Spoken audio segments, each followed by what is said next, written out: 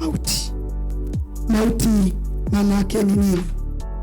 Mauti, kuna mauti ya mwili, kuna mauti ya roho, kuna mauti ya matokeo. Amen. Amen.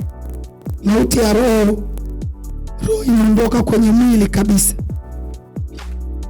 Mwili unabakia hauna uhai, si ndio? Tunasema huyu mtu amefanya nini? Amekufa, physical death. Lakini pia kuna mauti ambayo mtu anaishi, lakini kiroho hana uzima. Bwana Yesu asifiwe. Hana uzima huyu mtu, lakini yupo anaishi. Isaya 59:4 inasemaje? Dhambi zenu zimewatenga na Mungu.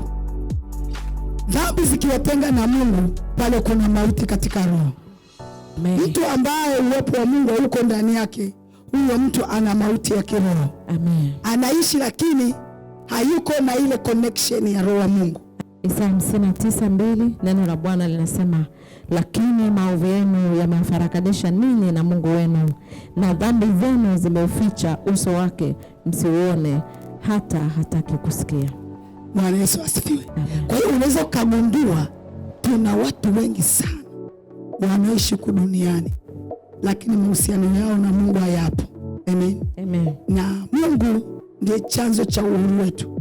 Amen. Mungu ndiye chanzo cha uzima wetu. Bwana Yesu asifiwe. Amen. Tunasema mtu huyu roho mauti anaambatana naye kweli. Amen. Nini tunamwangalia katika matokeo kwamba vitu vyake vimeharibika. Vitu vyake anavianzisha viendi. Vitu vyake anavifanya lakini hamna mpenyo. Kwa hiyo mauti ni tofauti ya uzima wa milele. Bwana Yesu asifiwe. Amen. Sasa hapa nataka concentrate na hii mauti ambayo huyu mtu anaishi, lakini roho mauti anatembea naye. Amen. Amen. Mauti imeendelea mpaka imefanyika roho. Mauti kufanyika roho, kitu kinajirudia mara nyingi. Sio? Amen. Yaani pa kitu kitulia na roho ya ukahaba. Maana huyo mtu ukahaba kwake ni jambo la kawaida. Jambo la kawaida. Huyu mtu ana roho ya ulinzi, sio mdokozi. Amen. Yaani yeye akikikuta anafanya nini? Hata kumwambia mzazi wake aogopi. Kitu kikiwa roho, ina maana kinajirudia mara nyingi. Kwa hiyo tunasema hivi, mauti inakuja kwa sababu umemwacha Bwana Mungu wako. Kama mauti ni kutokewa na vitu vibaya, ina maana uzima hauko ndani yangu. Na kama uzima humo ndani yangu, kosa ni moja tu, kutokusikiliza. Mimi atasema lakini mimi nimesikiliza sana. Mungu namtafuta kweli, ila anashangaa tu mbona vitokee hivi. Bwana Yesu asifiwe. Nini maana yake? Ziko mauti nyingine ambazo zinasababishwa kwa sababu tu labda ya familia, background, kwamba wazazi wako endapo hawakusikia, nao yumkini wakakutengenezea aina nyingine ya mauti. Mauti inayotokana na mizizi ya kifamilia. Wewe umesikiliza kwa bidii na Mungu unamtafuta kwa bidii, lakini kila unakotazama huyaoni mema. Kila unapotazama hauoni zile baraka zikutembea pamoja nao. Lazima uende hatua ya pili. Huu uharibifu unatokea wapi? Kwa nini tunasema ufalme wa Mungu ni tajiri mno? Ufalme wa Mungu umekamilika, una kila silaha. Tunaambiwa vaeni silaha zote za Bwana, si ndio? Ili kumpinga shetani na mamlaka zake, shetani na ufalme wake, ili kuwapinga wakuu wa giza hili. Silaha tunazo. Kwa hiyo lazima tujue namna ya kupambana endapo unagundua kabisa huku ndakopita si matokeo ya kinywa changu, si matokeo ya kutokusikiliza kwangu, sio matokeo ya kutokutii kwangu. Haya ni mambo mengine kabisa tofauti, kwa sababu hakika Mungu ni shahidi. Nimekuwa ni mtii, nimekuwa ni msikivu, sijajinenea mabaya, sijajinenea laana, nimetembea katika kujinenea yaliyo ya baraka tu.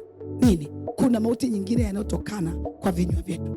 Kwa hiyo kumbe tunasema tuna mauti inayotokana na familia, tuna mauti inayotokana na asili ya kwetu, kuna mauti inayotokana na vinywa vyetu.